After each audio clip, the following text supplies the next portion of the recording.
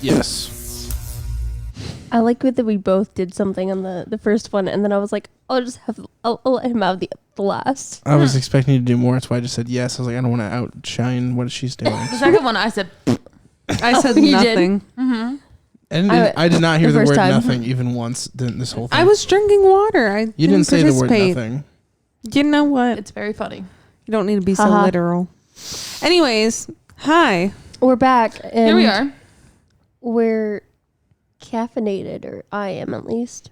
I think Franny might We're be also as well. Crosscut Cinema. Yeah. That's another thing that we are. I feel like caffeinated is more important. I'm just gonna be real with you. I'm Madison. I'm Frani. I'm Bree. Logan. And You're just gonna say your name and nothing else.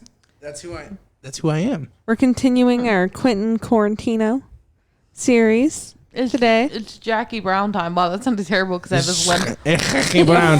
It's Jackie Brown. I'm like on the last little bits of a lemon head here, so bear with me. On the dregs of a lemon head. Yeah. Yes. I think the first thing I want to say about Jackie Brown is that I love this movie because I love that the driving force of this movie is that this man just looks at Pam Grier and he's just ready to risk it all. I do Because love that. literal same. Absolutely. Like that's how I feel. Like she's so beautiful that you're ready to risk it all. Like you're ready to leave it all behind because that's Pam Grier right there, and she's walking out of prison and your life is changing because you've seen her. The late great Robert Forster, who actually got an Oscar nomination for this film, was the only person who was Oscar nominated in the whole feature. So That's Max Cherry. Max Cherry. Max Cherry, One of the what a best. man. One of the best characters I think Tarantino's ever written unintentionally. Every man should be like Max Cherry. He's like the only good boy. Hopelessly devoted Yes. Yeah, correct. to the point where he literally got cucked at the end. Like literally. I just He love risked him. it all, dude. I mean, I'll say this: the character was super well written, and I think it was a really cool concept. Just an overall to have like this kind of rough and tough bail bondsman be the person that falls head over heels for Pam Grier's character. But everybody in a way kind of does almost in the movie. Like I know I did. like there's some elements of every character finding a fascination with Jackie. Yeah. Right down to Michael Keaton and his ATF-ness. You know, you could definitely see some sort of interest there, and It's totally fair because that's Pam Grier right she's there. Fucking The four of us also fell in love with Pam Grier. Right, like yeah, absolutely. Like in other movies with other people starring in them, you might be like, why does everybody love her so much? But you watch Jackie Brown and you're like, oh, because it's Pam Grier. Like, look at her. like She's beautiful. Yeah. I think next to Hateful Eight, this is Sam Jackson's best Tarantino performance, I think. he did a really great job. It's definitely a very complete performance. Like it's not like he is a supporting character, but for all intents and purposes. Sorry, just making a reference to last week. I don't get it. I don't get it She either. said intent. You remember you went intensive purposes, and like, No, I don't remember that at all. Somebody couldn't land intents and purposes. So Was it me? I think it was I don't you. remember that at all, but Pretty- I I don't believe remember that it at all happened. either, Pretty but sure it was you. it Nice. sounds correct. We should probably at some point say the plot. Well, give me a second. I was going somewhere with this. Okay. Go somewhere. Go there. But yeah, no, this Sam Jackson character doesn't really. It's not like he's there to just help move along the script. I mean, he is the film. He's like this character is really interesting because he's kind of a buffoon, but he's also kind of really smart, exemplifying what a really good criminal would be. Because to be a criminal, you kind of have to You have to be a little stupid. and he is, but he's also insanely smart. Yeah, and you also people have to be a little underestimate smart. him the whole Right. time. But Franny, do you want to go over what the movie was about? Oh, also just about Sam Jackson. He serves looks the entire time. He's dripping. Every outfit that man wears is a fit. He's funky I thought fresh. he looked fucking ridiculous, but that's I just loved me. it. He's I loved it funky too. fresh all the time. He looked funking ridiculous.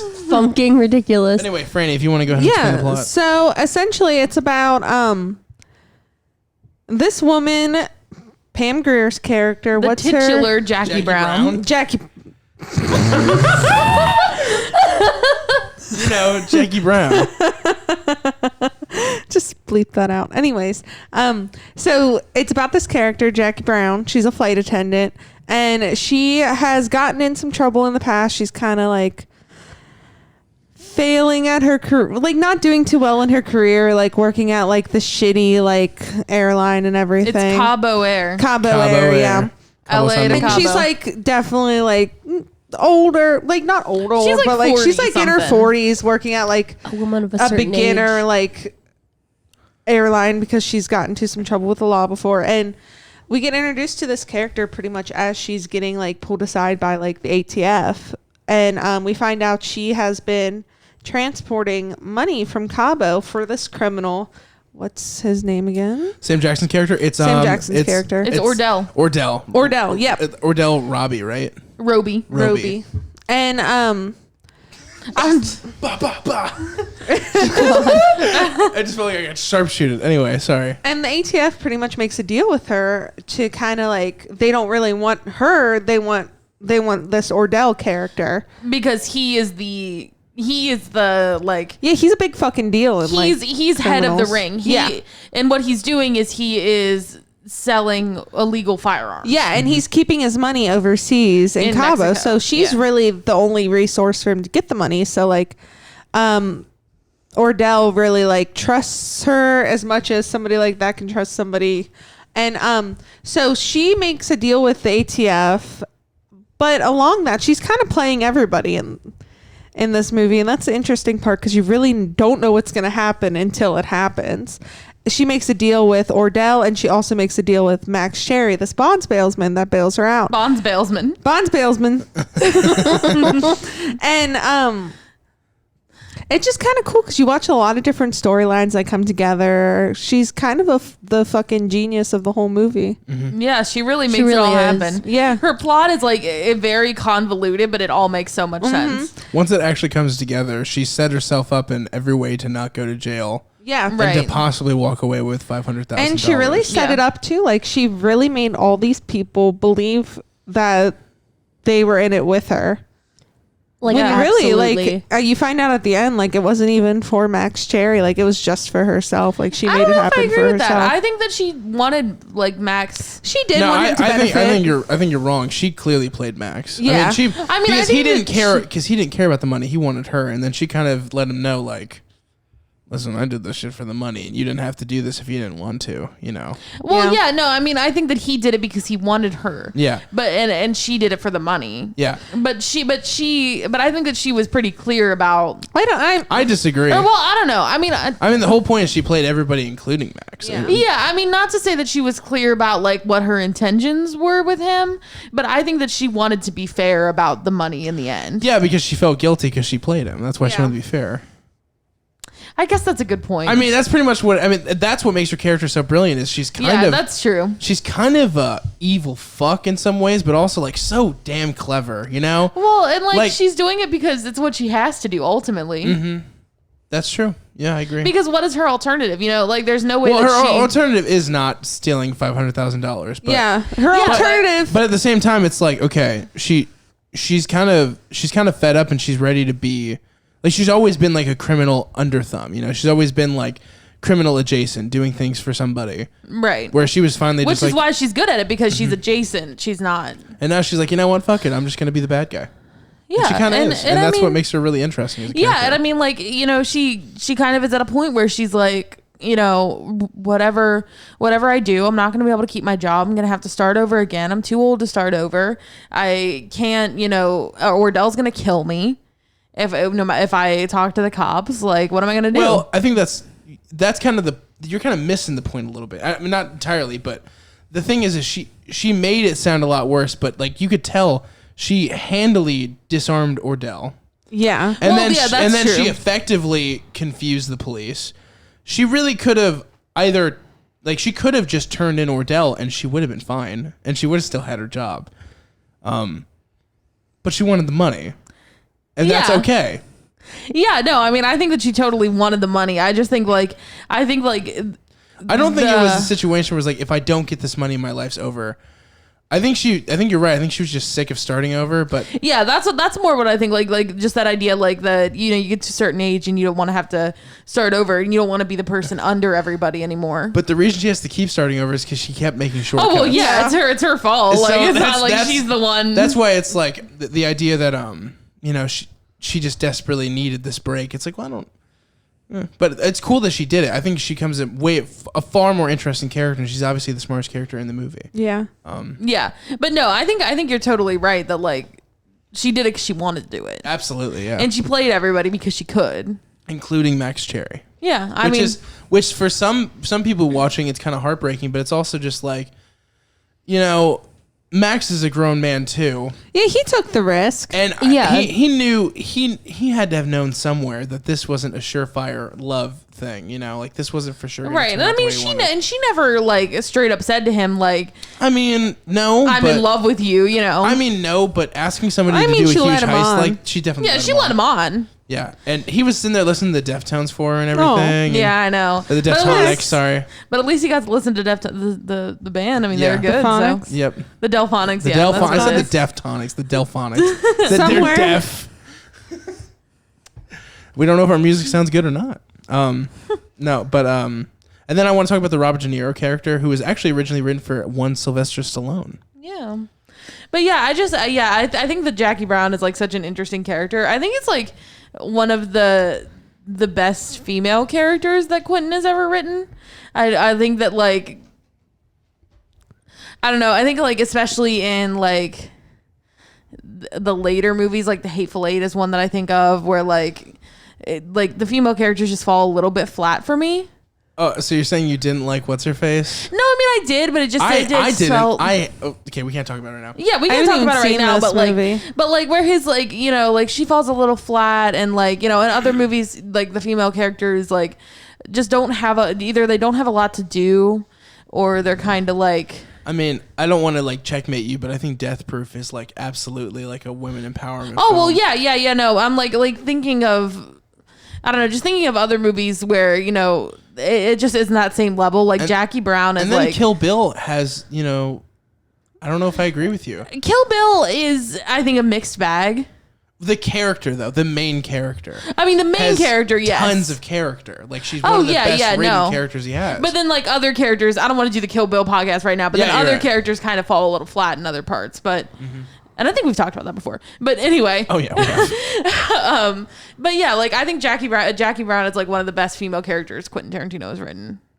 Even though I love Death Proof, I think like she has more dimension and depth. I really like a lot of the characters in this. Like I really like the Ordell character and Robert De Niro's character. I know you're about to talk to him, but even the side characters, like I like the girlfriend a lot. Fonda, I was gonna say Miss Fonda. What's her first name? Yeah, it's not Jane Fonda. The other Fonda. No, the actress. Oh, Melanie. She's a Fonda. That's all I know. Yeah. Melissa. She's a Fonda. I think it's Melissa. I don't think she's Melissa. It's Melanie. It's Melanie. Yeah, Mel as he calls her. I really liked her. Great character for sure. I really liked her a lot. Her. I liked her little sassy. Yeah. Yeah.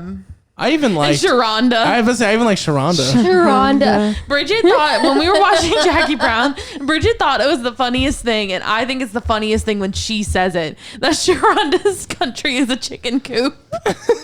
Country is a chicken coop. I don't know. Just to hear Bridget say this for some reason the funniest thing to me. There's a lot of like quippy, like a lot of good lines. Like Ordell said one thing that I really liked that I wrote down.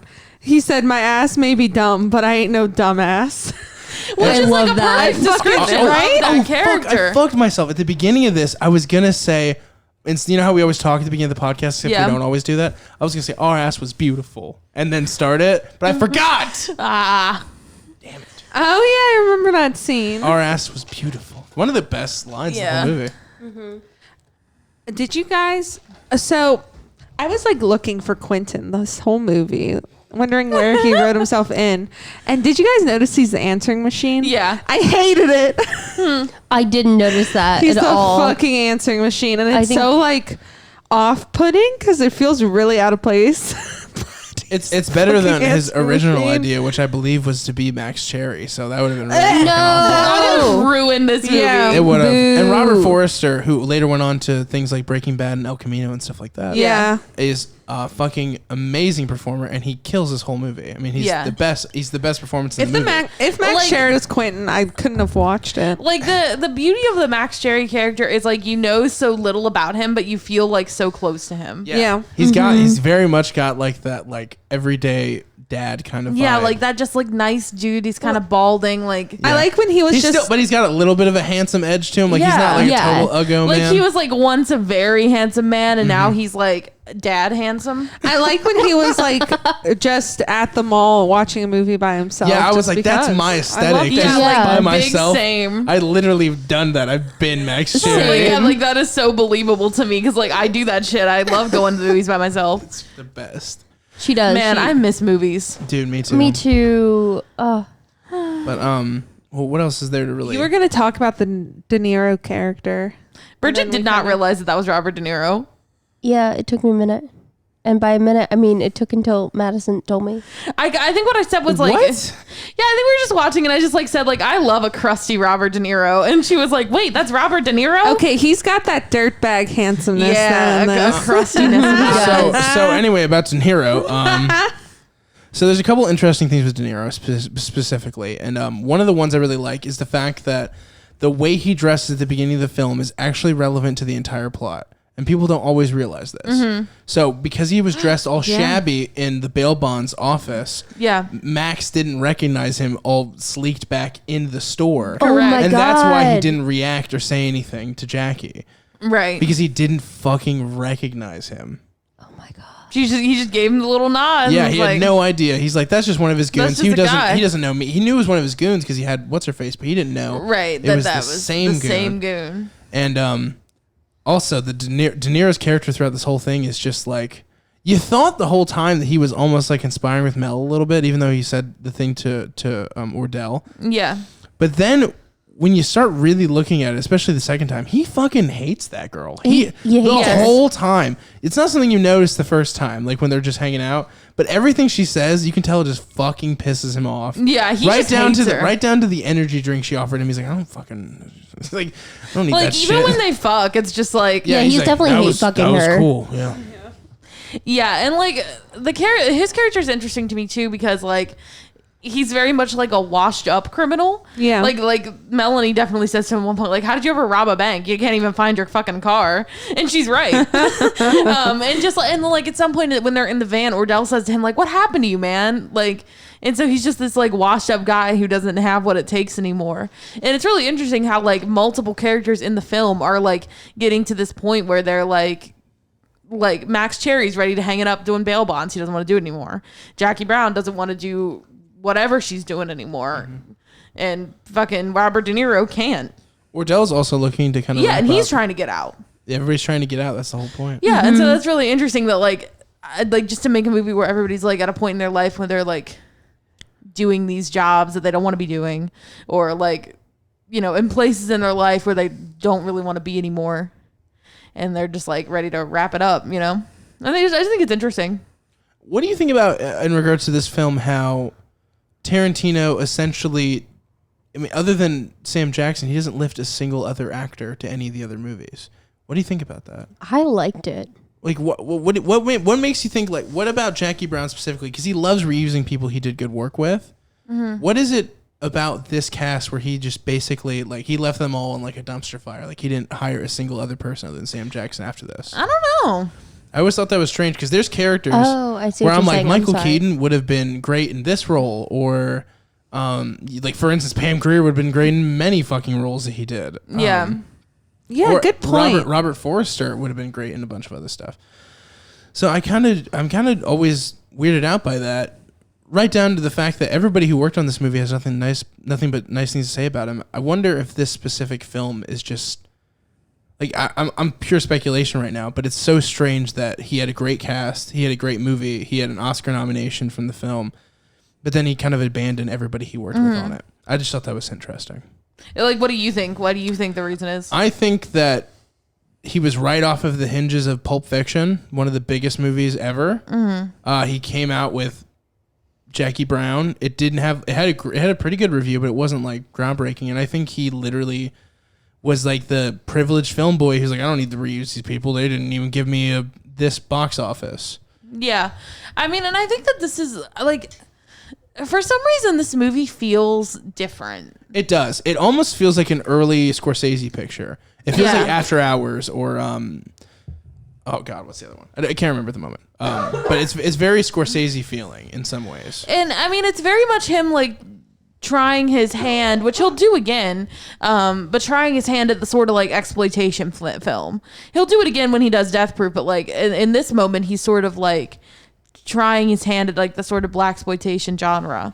And like, I wonder if that like, if him doing like this like very like, he says it's not, but it is. It's very much like a genre piece. It absolutely is. All of his films are genre. I mean, yeah, I mean that they are, and I think that he kind of like resents that. Yeah, and I think that he like is reluctant to say that this is a blaxploitation movie, but like he would much prefer to be like it draws from that.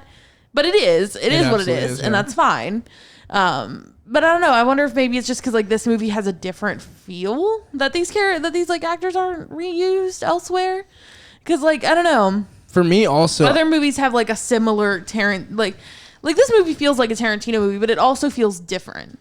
And I think it feels different in the same way that Death Proof feels different. And I think that's because it's like very much trying to replicate something. I also would argue that the best parts of this film have nothing to do with necessarily the script. I think that this is really the soundtrack is a really driven part of it, and the performances. Whereas you watch Pulp Fiction and the script is everything, the screenplay is everything. Yeah. And then maybe that's another thing is this just isn't his best script. But it is. But I like the script. It's a great movie though, and it's not a bad script. I don't think. No, and I think that like it has its like really good, really clever moments. It kind of just feels like this is his first one. He's kind of batted out where, I know that we really like it, but a lot of people could take it or leave it in some ways. But you know, and at the same time, I also know that he always regretted not directing Natural Born Killers because I don't know if you guys know this, he wrote Natural Born Killers. Yeah. It's a really great film. I mean, he doesn't like it. He doesn't like the way that it came out. Exactly. That's why I said, and I wonder if, because on this flick, obviously, he's going to have the most control he's ever had because he just came off of Pulp Fiction. Right. Maybe it's like it was his first slip up and just taking on all the efforts because he really did most parts of this film by himself. Yeah. So maybe that's it. It's a lot of speculation, but there is clearly there's a bit of a, not a taboo, but a bit of a grease stain on this movie in his film catalog for a lot of Tarantino fans. But I don't really see why. I don't get it because I love this movie. I think it's great. Yeah, this is by far like not the worst ever made. No, and it's not. And this is not a movie I'd be like I can take it or leave it. No, this is a movie that I want to watch. I loved rewatching it. Yeah, me too. I love this movie. I love it every time I watch it. I see what you mean by it doesn't really feel like a Quentin Tarantino movie though. Like it does, but it doesn't. It's just a little different. I read a review that made different. me very uncomfortable where it said this is Tarantino's, and this was a negative review and I don't agree with it. They said this is Tarantino's try at making a Spike Lee film. Very harsh. I think Spike Lee would say that. I mean, Spike Lee and him don't like each other. They so do probably not get along. I love their feud. I think Yeah. I find it so interesting. It's two titans clashing all the time. They just don't like each other. Like, but I don't see that. I think that it's a very different film. But I don't really see that either. I think that's kind of a weird. Yeah, it'd be like if To Five Bloods was like, oh, that's Spike Lee's take at Inglourious Bastards because it's a war film. Like, it's right, not the same like that's thing. not the same, and I don't think that it should be compared in such a way. But that's one thing. I wonder if the other thing about this movie, the reason why it doesn't quite feel the same, is both because it's like very much trying to replicate something, and it's also adapted from a novel. That's true. Yeah. And so I wonder if like. But he's done adapted works before, though. Has he though? What has he done before? This is his first. Inglourious Bastards and Django, though, and they don't really have that same issue. But those weren't adapted from books, right? They were adapted Inglourious Bastards was adapted from a serial short, which is like a book, as well as an older film. Oh, I didn't know that. And then same with Django. Oh, okay. But was this before or after those? It was after, but yeah, I think this is his first kind of go at something that he didn't, a story that he did not originate.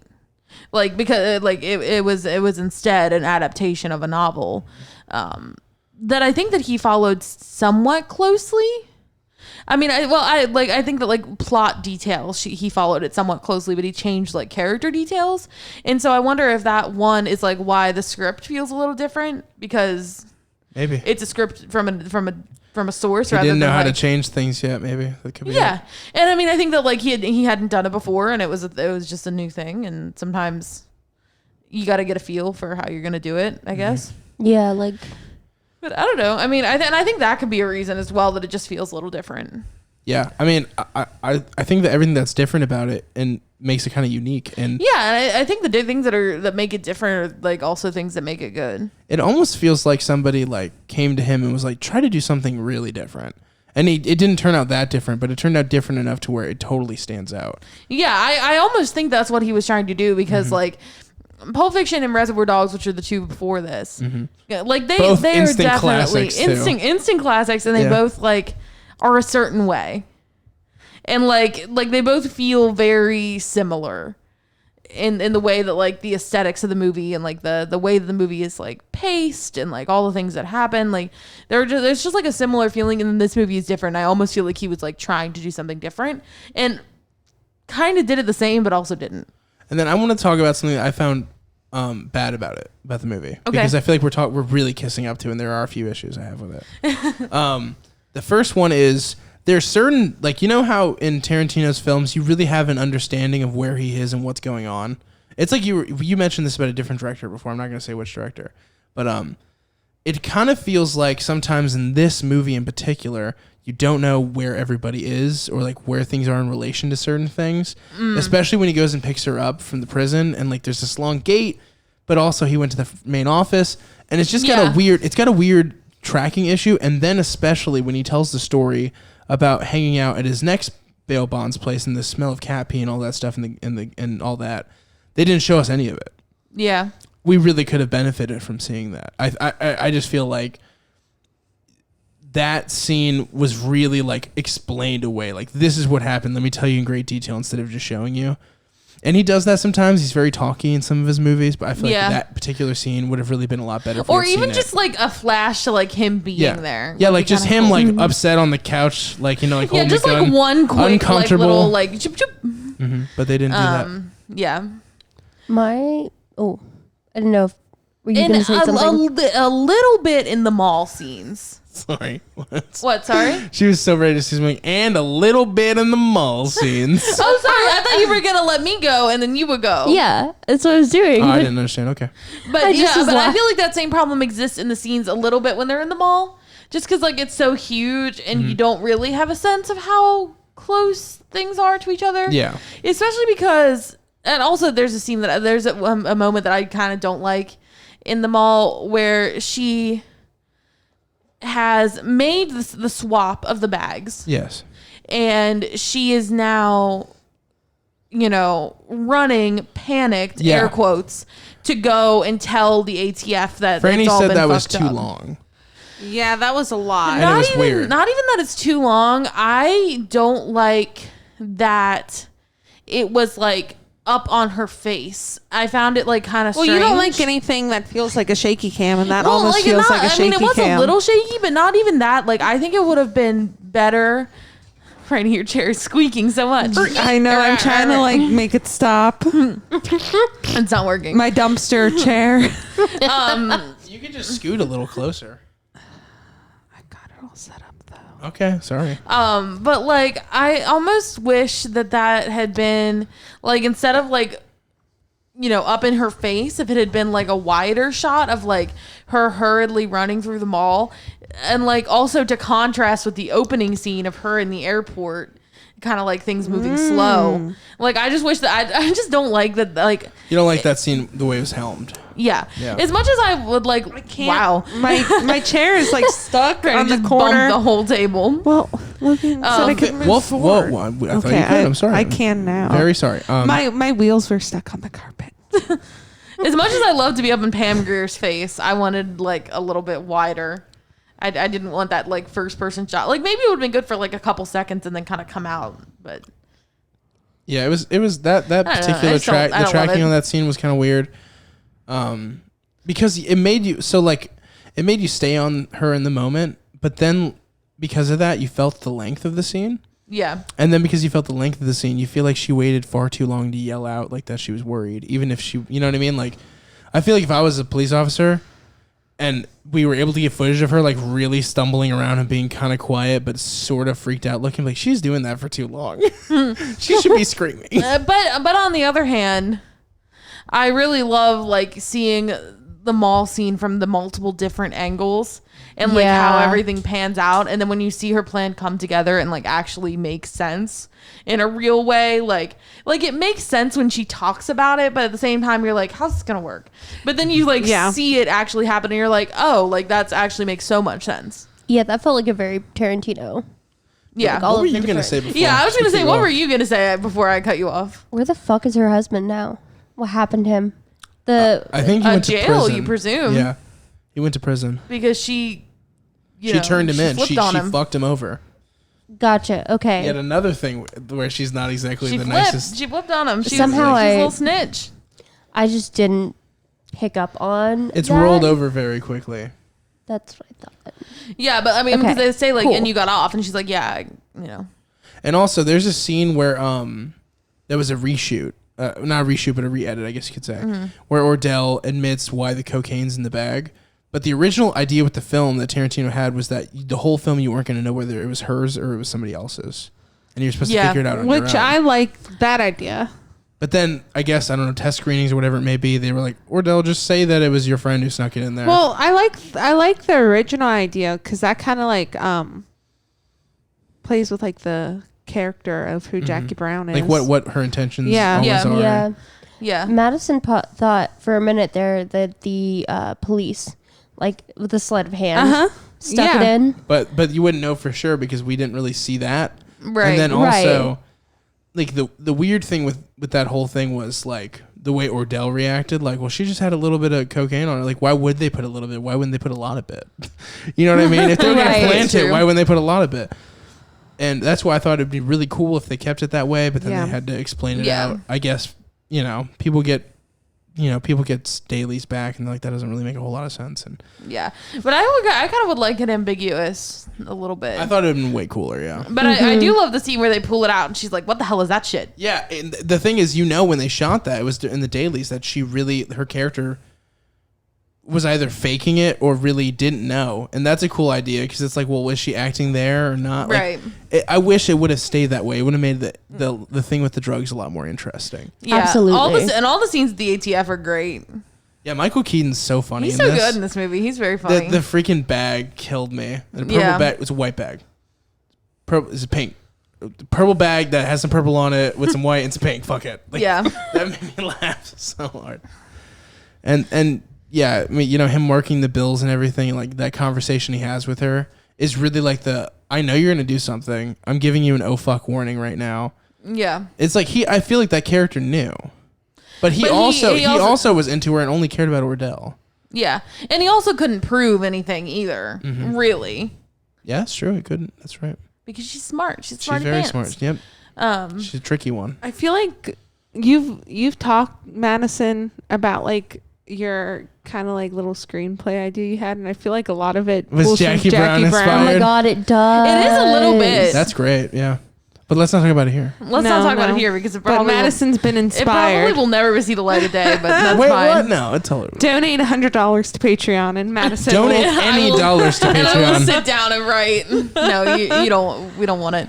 I mean, my screenplay's already done, so if you guys want to donate $100, we'll start shooting that bitch. Sure. I feel like we've talked Jackie Brown into the ground, though. Honestly, well, I do want to say one last thing about it because I have to. What? No, I'm just kidding. I'm ready for you to say it. I have to speak to my favorite scene in the movie. Like, I just have to like call it being my favorite scene is when they're walking out of the mall and Melanie is like giving him shit and he says, "Don't you say another fucking word," and she goes, "Okay," and then he just shoots her ass. For some reason, that is like the best scene in the movie. Franny yelled, "Pause it!" And I also want to say that the first time that me and Bridget watched this and she actually fell asleep. And what the fuck? And then I kind of thought she was still awake a little bit, and I turned to her and I was like, "What do you think about that?" And she's like, "Yeah." And I was like, "Oh, like you were asleep." Oh my god. Just because like you don't expect it to happen, but like it also makes so much sense that it does. Logan was telling me something when we were watching. Isn't that mall like commonly used? Yeah, that mall is used for tons of stuff. Wasn't it used for mall rats, you said? Or? No. Okay. No, there was used for that'd been crazy. Right? That would have been a fun. No, it was used for Mean Girls. It was used for parts of The Mentalist. Oh, that's a exciting. show that I love. Yeah. A little fun you said with tie-in. Mean Girls, it was used for that like animal the animal kingdom scene with the fountain. You know what I'm talking about? At the mall. Oh yeah. That mall is like one of the most used malls for like films and stuff. But it was not in Mallrats. That would have been too perfect. Oh, I just thought that was a nice little tidbit. Yeah. Yeah, it's pretty That interesting. is really interesting. Because you know, I feel like the extras in this movie are super believable. Yeah. So I wonder Yeah. if this mall is like one of those you can shoot, but we're still operating kind of malls, or if it's the other way. But the extras in this really super good because I'm watching it in HD, which was never intended to be seen in HD. And We didn't know about HG at the time. I'm only catching one or two like dumb looks at the camera, whereas like there's so many extras in this film, Yeah. and a lot of Good people are really point. good. Yeah, I mean, it feels like Yeah. a real mall. Absolutely. Also, the best Pam Grier look in this movie is when she's in the mall and she's wearing that black hat. Oh, Yes. And the suit. oh, the suit too, but specifically when like I'm thinking when she's like when she happens to see Max Cherry in the mall because he's seeing a movie. yeah, Right. And His I'm thinking of a fucking- different. his dopey ass smile when he sees her, he goes. It just like literally creeps And off like his face. literally like that's why he's such a great character because who among us would not see a beautiful Pam Grier and not be ready to just risk it all? Have you seen Pam Grier recently? I have not. No, She's still she did like a thing for sci-fi. She's still kind of working. So that's cool. Good for her. yeah, that's the only thing I'm really. And she looks like the version of herself, but 20 years older, as you may have Yeah, expected. she's a beautiful woman. Pam Grier, if you're ever free, any day this Just on week. principle, like I don't even care what we look now. On principle, you were Jackie Brown. So Yeah. if you want And Foxy Brown. You were Foxy Brown.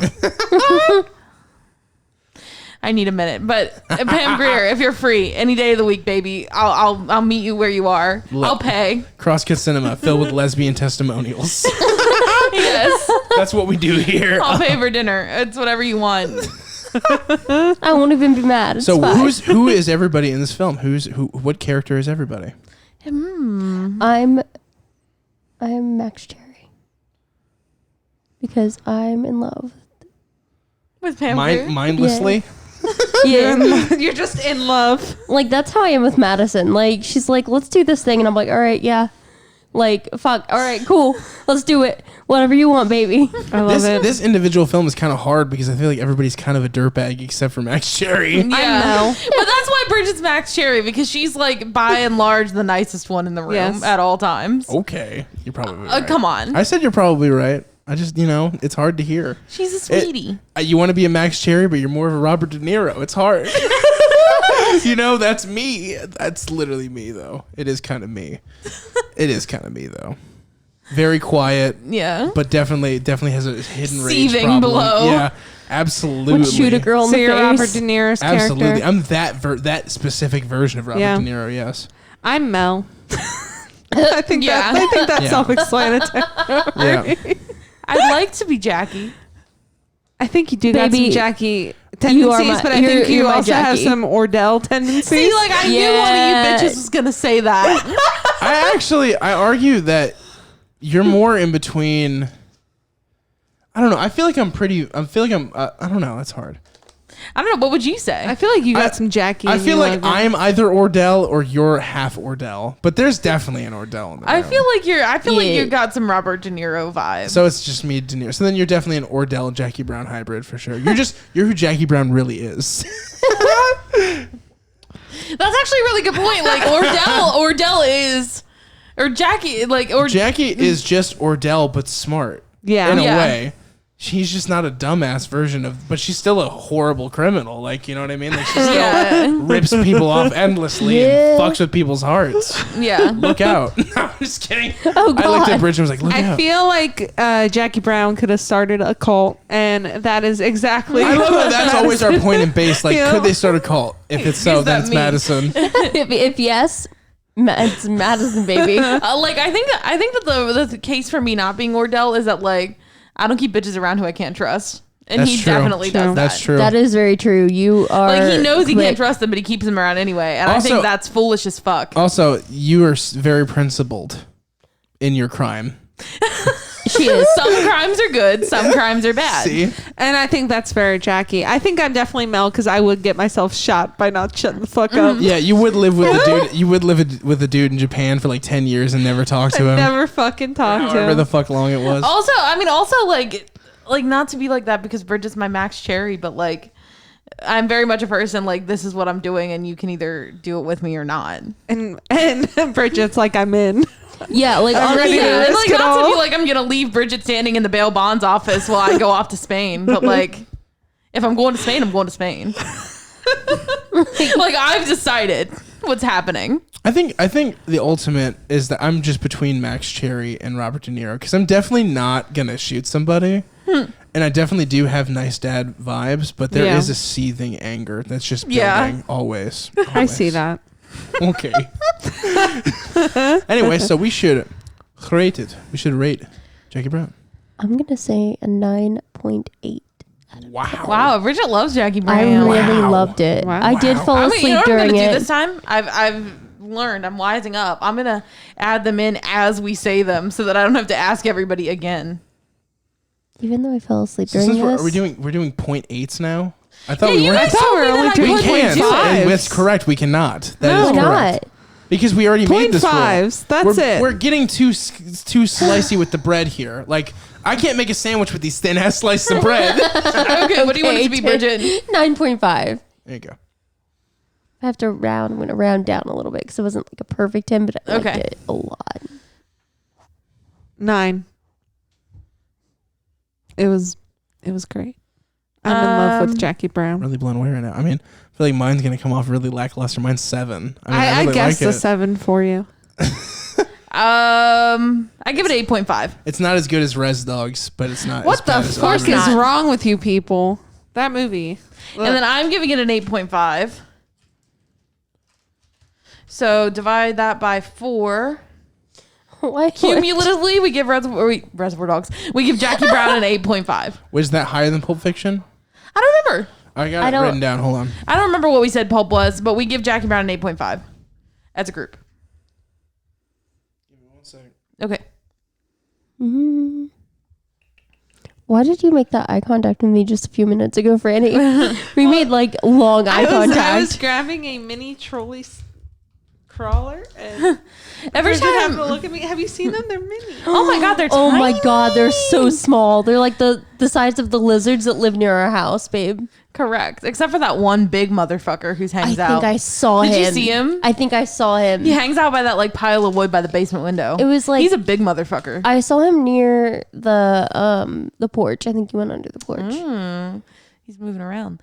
Every time I watch Jackie Brown, I have fucking that song Across 110th Street stuck in my head for like 2 weeks. Following. Oh yeah. Yeah. The soundtrack. Okay, is really so good. it's ahead of Pulp Fiction too. Wow. Because Pulp Fiction was an 8.25, Okay. Wow. What do we give Reservoir Dogs? and Reservoir Dogs was 7.38. Okay.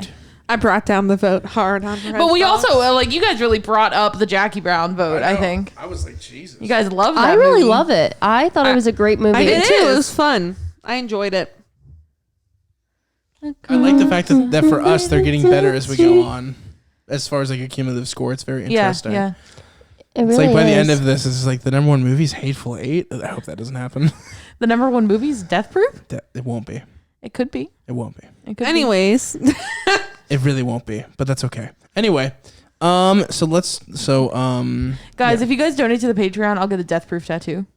oh my god. yeah, she's gonna do it Damn. anyway. She probably I actually might. There's this artist in the area that I really like, and he has this like Kurt Russell flash sheet, which I think is amazing. And there is a Death Proof tattoo on it, and I kind of really want to I'll get get a tattoo that says my ass may Also- be dumb, but I ain't no dumbass. Also, I love another that. on character. your ass. Yeah. That's oh a- my god. Yes. That's Sorry. another character Sylvester Stallone was written for, and then went to somebody else. Is the Kurt Russell character? He in just Death really Proof. wants to put Sylvester Stallone in the movie and Yeah. can't manage to do it. It's really funny to me. All right, guys. So next week it's gonna be, I believe, PA. Paranormal Activity 3 and Paranormal Activity 4. Hell yeah. And then Hell after yeah. that, should we announce the next one after that so people can catch up? have we decided what it's going to be? Yes, Yeah. we have. Okay, yeah. We're doing the Villeneuve classic Prisoners from 2013, And guess what, baby? Scooby-Doo It's time. and the Cyber Chase. Hell yeah, it's time. We haven't done some Scooby-Doo content in a minute. And- People have been commenting, like, do you guys just not like Scooby-Doo anymore? We also noticed that all of our Scooby-Doo content is what gets all the views, and yet for some reason we keep not doing it. and we still love Scooby-Doo, and so we're going to do Scooby-Doo Cyber Chase. Yes. And then also, just as like another note, if you guys have like a Scooby-Doo favorite, leave it in the comments. Absolutely. Yeah. Because if there's one that really shines for everybody that we're not doing, we want to get on it. Or if you want us all to get matching Scooby-Doo tattoos, leave it in the comments. That won't happen. I probably have talked about this before, but I sent something to the group chat that was like a Scooby-Doo collar on some dude's neck. Yes. It was And awful. I was like matching crosscut cinema tattoos, and It they was- all said no. It was thick. It was really It was thick. a thick boy. and it was upsetting. badly done. I don't know about you guys, but I don't like Scooby-Doo that much. Also, guys, we're very close to 1,000 subscribers. Please It's just know. so exciting. Watch them listen to this in like 3 months. Like, wow, they're still really close to 1,000 subscribers. Right? Tell your friends, tell your family. Tell your Subscribe dog. on your If you're grandparents' like, YouTube. If you're like one of those like Jackie Brown fans out there, like share it with the world. Yeah, because Yeah. I have a strong feeling that this won't be exactly our biggest episode. So please No. share it around. Right. Yeah. Yeah, if all you these, enjoyed all it, these please. Tarantino episodes have been a little bit. They've been a little flop, a little flopping. lackluster. Yeah, Pulp Fiction's doing okay, but that's about it. Yeah. Is So it? I haven't checked it for a while. Yeah, it's up So there. I don't know, Jackie Also- Brown. We don't get to talk we don't talk about Jackie Brown enough as a society of film people. So like, Follow us What the on fuck was that? Instagram and Twitter. I dropped my phone. Just heard a thud. Just ignore it. I was like, did the ghost follow us? We are on social media. Follow us. What, Like the Just ghost. like the ghost. social We'll media? link it. We'll link it. But we're on Instagram as Crosscut Cinema Pod. We're Twitter. on Twitter as Crosscut Cinema. And we're on Facebook. Facebook as Crosscut Cinema. And we do have the official YouTube license. So if you share it with your friends, you don't have to share that ridiculously long link. You can go youtube.com/Crosscut Cinema. Sorry to the other Crosscut Cinema channel from like 4 years ago. We snatched it. Sorry. We snatched it, baby. Like, sorry, but not sorry. Anyway, thank you We guys. love you. We love you guys. Thank you guys so much for listening.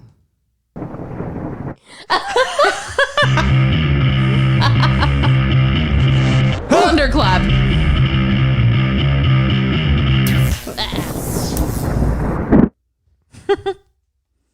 Oh, I'm still recording.